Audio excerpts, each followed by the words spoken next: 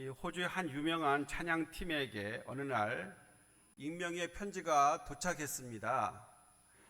저는 미국 캘리포니아 폴섬 교도소에 수감되어 있는 사람입니다. 감옥에서 우연히 여러분의 찬양을 듣게 됐습니다. 저는 종교를 믿지 않았고 죄를 저질러 여기에 갇혀 있는 완악한 사람입니다. 그러나 틈틈이 여러분의 찬양을 듣고 조금씩 마음이 열리는 기적을 체험했습니다. 여러분의 찬양이 저에게 은혜가 무엇인지 가르쳐 주었습니다. 멤버들은 소셜 미디어를 통해 전해지는 찬양에 이토록 큰 능력이 있다는 사실을 듣고 놀라워했습니다. 큰 감동을 받은 찬양팀은 그 편지가 온 폴섬 교도소를 찾아가서 편지를 보낸 사람을 만났고요. 함께 찬양을 부르면서 예배를 드렸습니다. 더 놀라운 사실은 소셜 네트워크에 올라온 이 영상에 교도소에서 찬양을 통해 하나님을 만났다는 수많은 사람들이 댓글을 달았다는 것입니다. 그 영상을 또 보고 다른 사람들도 은혜를 받고 하나님을 만났다 이런 댓글을 달았어요. 찬양은 사람들의 마음을 열어주고요, 간접적으로 복음을 전할 수 있는 매우 좋은 매개차라는 겁니다. 하나님께서는 우리의 찬양을 통해서 역사하고 계십니다.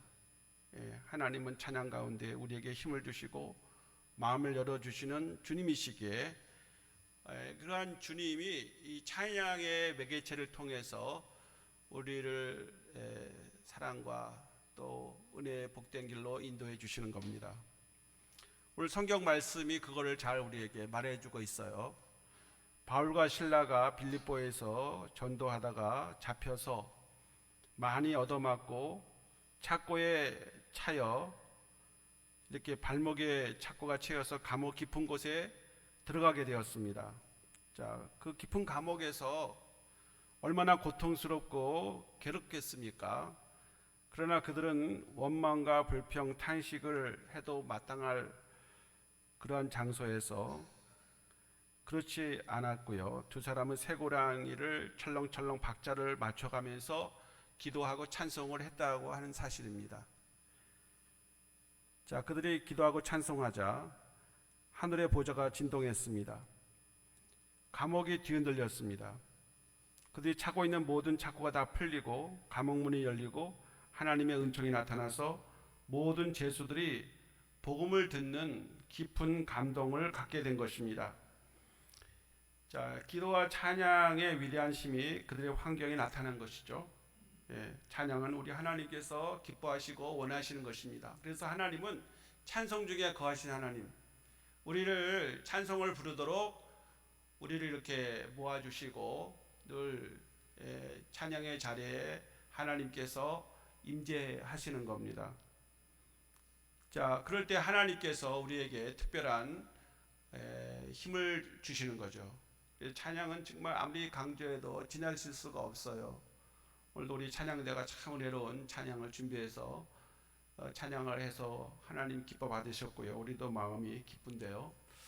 자, 이렇게 찬양은 정말 우리에게 없어서는 안 될 소중한 것입니다.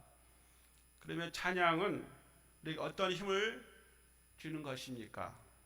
첫 번째, 찬양은 우리를 환난에서 구원해 주시는 겁니다. 찬양함으로 말미암아 우리가 이 찬양을 통해서 하나님의 구원을 경험하게 되는 것입니다. 사도 바울이 제2차 전도 여행 때 마게도니아의 첫성 빌립보에 가서 전도했습니다. 어렵게 들어가서 전도했는데 그때 귀신 들려 점을 쳐서 주인에게 많은 이익을 주는 여종이 있었습니다. 이 여종이 바울 사도의 뒤를 쫓아다니면서 늘 괴롭히는 거예요. 높은 하나님의 종으로서 구원의 길을 너희에게 전하는 자다. 맞는 말이지만 그걸 그냥 그렇게 생각만 해야 되는데 쫓아다니면서 그 말을 계속하니까 바울이 괴로워서 예수 그리스도의 이름으로 귀신을 쫓아내 주었습니다. 자, 이 여종이 더 이상 점을 치지 못하게 되니까 그 주인이 관가에 잘못된 풍속을 전하여 성을 요란케 하는 자라고 죄목을 씌워가지고 바울과 실라를 고발했습니다. 자, 이 관원들이 바울과 실라를 잡아서 재판도 열리지 아니하고 심히 때리고 그리고 차디찬 감옥에 가두어 둬버렸습니다. 하지만 그 모든 고통과 낙심의 상황 속에서도 바울과 실라는 기도하면서 또 다른 죄수들이 다 들을 수 있도록 하나님을 찬양했습니다. 자, 그러자 놀라운 일이 일어났습니다. 큰 지진이 나서 옥토가 흔들리고 옥문이 열리며 그 손발을 묶고 있었던 쇠사들이 풀려졌습니다. 보면 26절에 보는 대로요. 이에 갑자기 큰 지진이 나서 옥토가 움직이고 문이 다 열리며 모든 사람이 메인 것이 다 벗어진지라, 이렇게 말씀을 하고 있습니다. 하나님께서 바울 사도와 실라의 찬송을 받으셨고요. 그들의 역경과 환난에서 그들을 구원해 내셨습니다. 옥문이 다 열린 거죠. 창고가 풀린 거죠. 어떻게 그런 일이 있어질 수가 있겠습니까마는, 그러나 성경은 그것을 우리에게 증거해주고 있습니다. 거기에 끝난 게 아니라 빌립보 감옥을 지키고 있었던 이 간수장이 죄수가 다 도망간 줄 알고 스스로 자결을 하려고 했지만은 바울 사도는 도망가지 않고 그 자리에 지키고 있었으며, 그 자해하려고 하는 그 사람을 만류하고 우리가 다 여기 있노라, 안심해라, 우리는 어디 가지 않는다. 그래서 감동을 받은 이 간수장이 어떻게 하여야 구원을 받으리까 하고 아주 유명한 이러한 질문을 하지 않습니까? 네, 사도 바울이 31절에 주 예수를 믿으라, 그리하면 너와 내 집이 구원을 받으리라는 구원의 초대를 했습니다. 너가 주 예수를 믿으라, 그러면 너와 내 집이 구원을 받을 것이다 라고 선포하셨죠.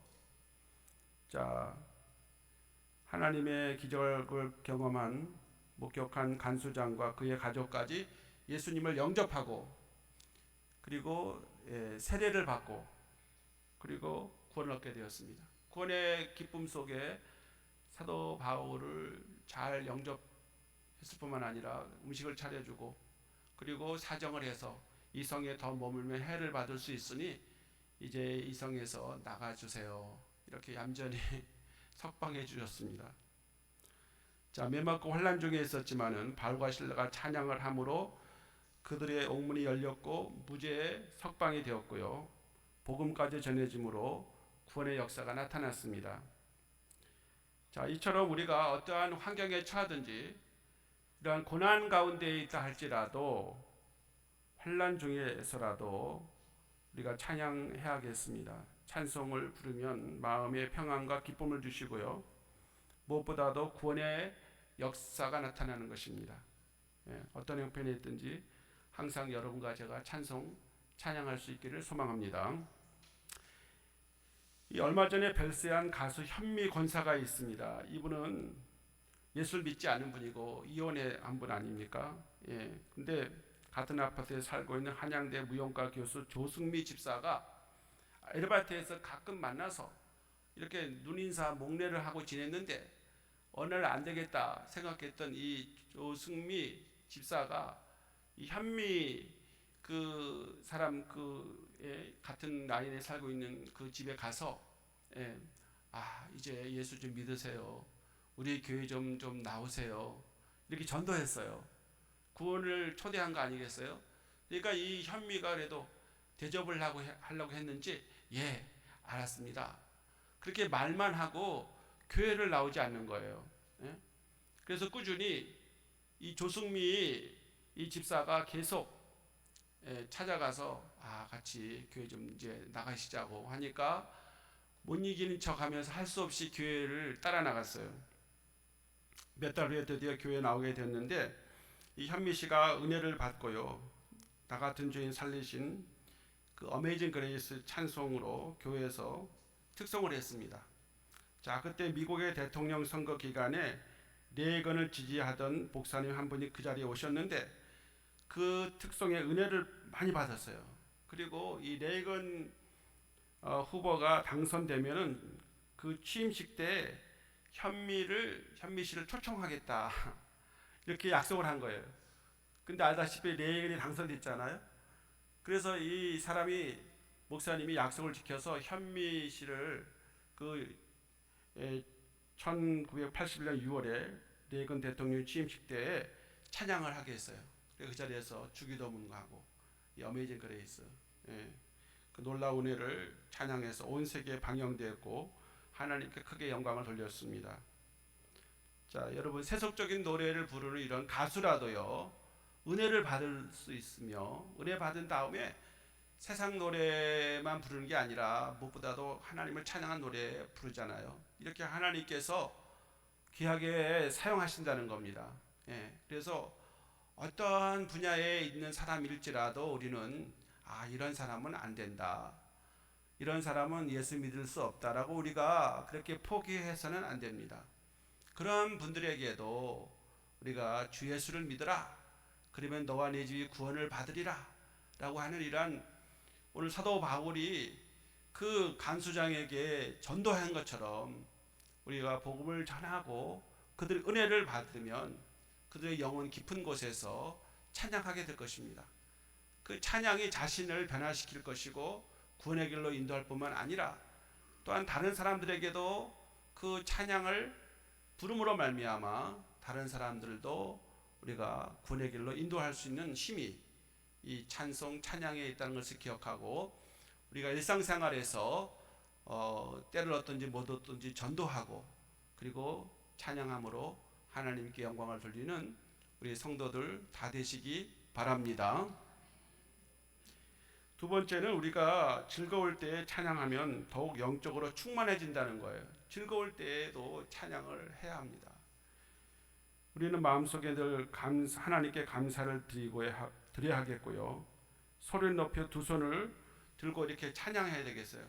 오늘 두 손 놓고 찬양하는 분이 지금 온 것 같은데 하여간 우리 양순자 집사님 그 몸이 불편한데 그분이 이렇게 지난주도 막 찬양하더라고요. 지금 바깥에 오셨어요. 찬양을 하는데 저분 허리도 안 좋고 몸도 불편한데 뭐가 저렇게 좋아서 두 손 들고 찬양할까? 하나님 은혜를 받은 거죠. 하나님의 그 사랑에 너무 감사한 거죠. 자, 그래서 말이죠. 에베소서 5장 19절 20절에 귀한 말씀하고 있습니다. 시와 찬송과 신령한 노래들로 서로 화답하며 너의 마음으로 주께 노래하며 찬송하며 범사에 우리 주 예수 그리스도의 이름으로 항상 아버지 하나님께 감사하라 말씀합니다. 여기 노래하며 찬송하며 계속 신령한 노래를 부르라고 말하고 있지 않습니까? 야고보서 5장 13절에 너희 중에 고난당하는 자가 있느냐 그는 기도할 것이요 즐거워하는 자가 있느냐 그는 찬송할지니라. 즐거워하는 자는 찬송을 하라고 그렇게 야고보 사도가 명령하고 있습니다, 여러분. 여기서 우리가 고난 중에만 기도하고 형통할 때만 찬송하라는 것이 아니라 고난 중에 있을 때는 더욱 기도해야 하고 형통할 때는 더욱 찬송하라는 말씀입니다. 자, 왜 그럴까요? 우리가 더욱 이렇게 형통할 때, 즐거울 때, 아무 문제가 없을 때, 이럴 때 우리는 더 하나님께 찬송 또 찬양해야 합니다. 그 이유는요, 그렇게 찬송하고 찬양할 때 시험을 이기는 힘을 주시기 때문입니다. 우리가 시험 받을 때 어렵고 힘든 것만 생각해서 그럴 때는 우리가 하나님께 기도도 열심히 하고 찬송도 하지만은 사실 즐겁고 평안한 것이 더 큰 시험일 때가 있습니다. 이유는 뭡니까? 즐겁고 평안할 때 자칫하면 나태해지고 무사 안일에 빠져서 그래서 유혹에 넘어가고 하나님과의 관계가 깨어지기 쉽기 때문입니다. 여러분, 우리가 이 다윗이 성군 아닙니까? 그 다윗 성군도 말이죠. 정말 하나님 마음에 합한 자라고 하는 이 다윗 왕도 그가 많은 대적들에게 쫓겨다닐 때 하나님의 은혜에 감사하며 찬양을 했어요. 제가 시편 57편을 지난 12월 달에 한번 말한 적이 있는데, 그때는요 죽기 살기로 하나님 매달리고 기도하고 찬송했습니다. 그런데 아무 문제가 없을 때, 예, 예, 나라가 기틀이 튼튼히 서가고 편안할 때 그 다윗이 범죄했습니다. 그때가 언제냐면은 나라에 문제가 하나도 없을 때예요. 복도가 형통할 때입니다. 그런데 그때 그 바세바를 이제 범하는 그런 우를 범하지 않습니까? 예, 그때 더 오히려 다윗이 정신을 차리고 찬송하고 하나님께 더 경건한 생활을 했다고 하면은 다윗의 집에 풍파가 없었을 거예요. 다윗은 우리아 하나를 죽였지만 그 나단 선지자가 뭐라 그래요? 4배를 네가 갚아야 될 거다. 첫 번째 바세바가 낳은 아이가 죽잖아요. 두 번째 암논이라는 큰아들이 죽습니다. 두 번째 왕이 쟁탈 때 압살롬이 죽잖아요. 마지막 왕이 쟁탈 전에 아도니아가 죽어요. 하나님께 꼭 4배로 갚아요. 그 집에 너희 집에 칼부림이 끝나지 않을 것이라고 하는 얘기를, 그 심각한 얘기를 다윗에게 하는 거예요. 하나님이 너의 죄를 용서하겠지만 너는 그 죄값을 치러야 된다고 분명히 말하고 있잖아요. 예, 압살롬에게 도망가서 맨발로 말이죠. 왕이 채통을 다 잃어버리고 나살려라고 도망간 게 그게 뭐 때문입니까? 즐거울 때, 평안할 때, 아무 문제 없을 때, 그때 그가 찬양하지 않은 거예요. 그러니까 시험에 들어서 그 가정을 풍파에 휩싸이게 만든 거 아닙니까, 여러분? 하나님께서는 우리에게 즐겁고 평안할 때 큰 시험이 온다는 것을 우리가 기억하면서 우리는 영적으로 더 충만하기 위해서 시험을 이기는 힘을 주시는 찬양을 해야 될 줄로 믿습니다. 우리는 만사 형통할 때 조심해야 합니다. 더욱 열심히 기도하고 찬송하고 또 봉사하던 분이 만사 형통하면 그만 신앙 열정이 식어지기 쉬운데, 그럴 때에 사탄이 틈을 타고 우리를 시험하게 되는 것입니다. 사랑하는 성도 여러분, 즐겁고 형통할 때 그 모든 것이 하나님의 은총인 줄 아시고 더욱 하나님을 가까이 하시고 감사와 찬양을 드리시기를 바랍니다. 마지막으로 세 번째는요, 공예배 중에 이 찬양은 공동체를 하나로 묶어주는 힘이 있어요. 이 공동체가 우리가 함께 이렇게 같은 찬양을 하잖아요. 오늘 순서에 따라서도 하고, 또 찬양대가 이렇게 은혜로운 찬양을 우리에게 들려주시고, 이 모든 것은 우리의 공동체를 하나로 묶어주는 놀라운 힘이 있다는 사실입니다. 찬양과 공동체는 하나님 앞에서 예배와 교감의 특별한 순간을 형성합니다. 찬양을 통해서 우리가 특별한 교감을 형성하게 되는데, 우리가 아시다시피 찬양은 음악과 노래를 통해서 예배자들을 하나의 몸으로 이끌어주는 겁니다. 그래서 공동체를 이렇게 하나로 묶어주죠. 예배자들이 함께 찬양하면 그들은 서로의 음성과 감정을 공유하며 공동체로의 연결을 강화시켜주는 겁니다. 자, 우리가 서로 같이 음성을 하지 않습니까? 감정을 공유하지 않습니까? 그렇게 되어지면은 서로 연결되어져서 그것이 시너지 효과를 나타낸다는 거예요. 찬양은 예배자들이 하나님과의 관계뿐만 아니라 서로 간의 연대감을 극대화시켜주는 역할을 하고 있어요. 그러니까 여러분이 찬양을 못해도 찬양하는 자리에 이렇게 앉아서 있으면 그 찬양이 나의 영혼에 스며드는 거예요. 그리고 나도 영적으로 이제 열려져서 그런 찬양을 해야 하겠다. 그리고 슬슬 따라하는 거죠. 그러다가 정말 이 찬양이 너무 좋다 그러면 가사를 정확하게 알아가지고 자기가 혼자 있을 때에도 그런 찬양을 불러보는 거예요. 얼마나 그게 정말 하나님의 큰 사랑과 은혜가 아닙니까? 자, 이렇게 공동체 내에서 찬양은요, 각자의 다양한 경배와 배경과 경험을 가진 예배자들이 하나로 통합시키는 도구로서의 작용을 합니다. 모두가 함께 노래하고 찬양함으로써 예배자들은 다양성을 인정하고 받아들이게 될 것이고 하나님 앞에서 공동체로 나아가는 과정에서 찬양의 깊이를 체험하게 된다는 거예요. 그래서 더 많은 사람들이 이렇게 찬양을 부르면요, 그 은혜의 그 전율은 이를 형언할 수 없어요. 이 서울의 온누리 교회가 사실 여러분 그 경배와 찬양의 온상지인데, 그 찬양과 경배를 시작할 때에 저희가 가봤어요. 서울에서도 가보고 이러면은 목요 찬양을 하잖아요. 근데 그거 너무 좋으니까 이게 전국으로 이게 확산되었습니다. 근데 사실은 그것은요, 제3의 물결이라고 하는 그 피터 와그너와 존 윈버가 그들이 새로운 제3의 물결 성령의 운동을 시작할 때에 그것이 시작이 됐어요. 그럴 때 그것을 한국에서 처음 도입한 교회가 온누리 교회죠. 온누리 교회 목요 찬양을 했습니다. 제가 존 윈버와 와그너가 한 그 제3의 물결에 제가 한동안 좀 심취되었었어요.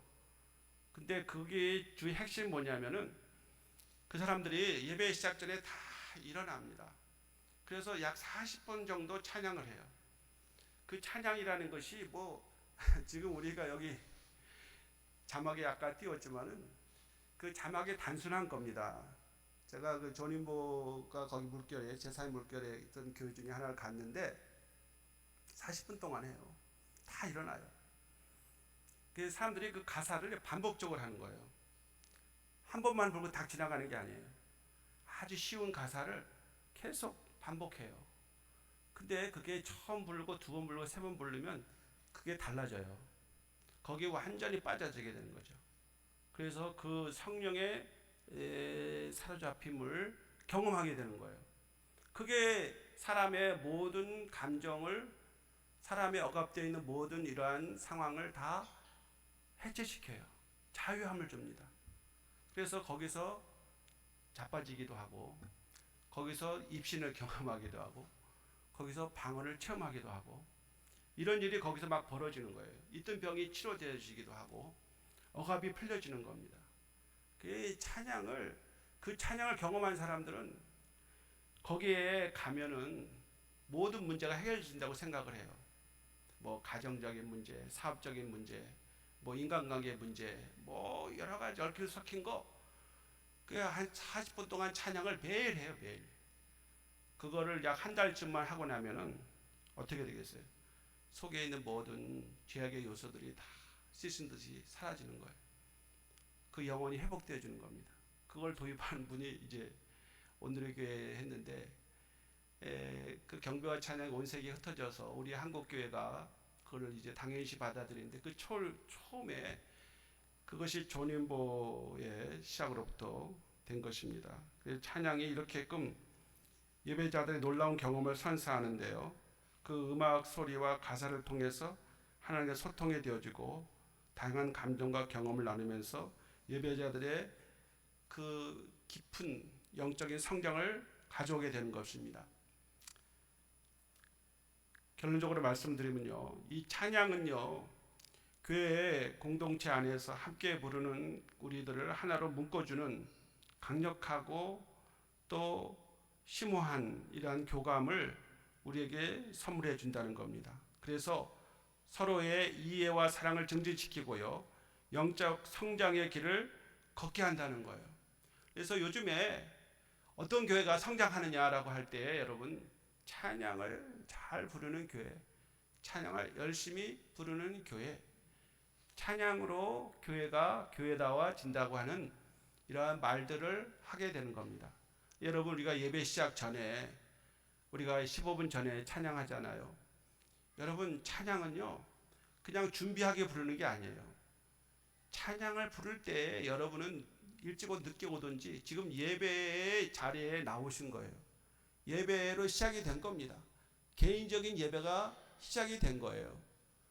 공예배는 목사님이 나와서 순서를 진행할 때 공예배가 시작이 되는 거지만은, 내가 교회에 나와서 찬송을 같이 따라 부른다. 아, 나는 지금 예배에 드리고 있다. 이렇게 여러분이 생각을 해야 돼요. 그 얼마나 이 복된 시간입니까? 여러분이 인생에 어떠한 많은 문제를 안고 있고, 또 여러분이 어떠한 소원이 있고, 여러분이 가지고 있는 어떠한 이루어야 할 일들이 있다라고 하면은 여러분이 하나님과 하나가 되어야 합니다. 하나님의 사랑을 받아야 되고 그걸 체험해야 돼요. 하나님 나를 사랑하시는데 그 체험하고 은혜를 받는 것은 누구의 몫입니까? 그는 나의 몫이에요.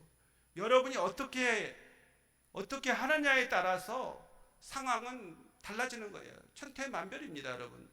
여기 다 이렇게 앉아 계셔도 어떤 사람은 그 예배가 너무 좋다고 그러는데 왜 어떤 사람은 왜 예배가 이러냐고 이렇게 하는 사람도 있어요. 그거는 그분이 준비가 안 돼서 그냥 교회에 시간 맞춰서 왔다가 스르르 그냥 감으로 나는 오늘 예배를 드렸다 스스로 위안하고 거기 정도로 맞춰서는 되겠냐는 거예요. 물론 예배에 나오는 그 자체만도 너무 여러분이 하나님이 기뻐하시고 영광을 받으실 겁니다. 그러나 진정 여러분이 그 예배의 모든 순서에 몰입하고 특별히 예배에 드리기 전에 찬송을 불러야 돼요.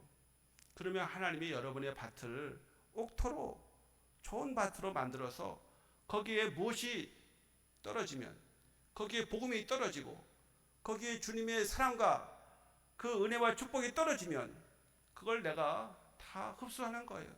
스펀지가 물을 흡수하듯이 그걸 다 빨아들이는 겁니다. 어떤 역사가 나타나겠습니까, 여러분? 여러분이 기대하는 것보다 더 많이 하실 하나님이세요.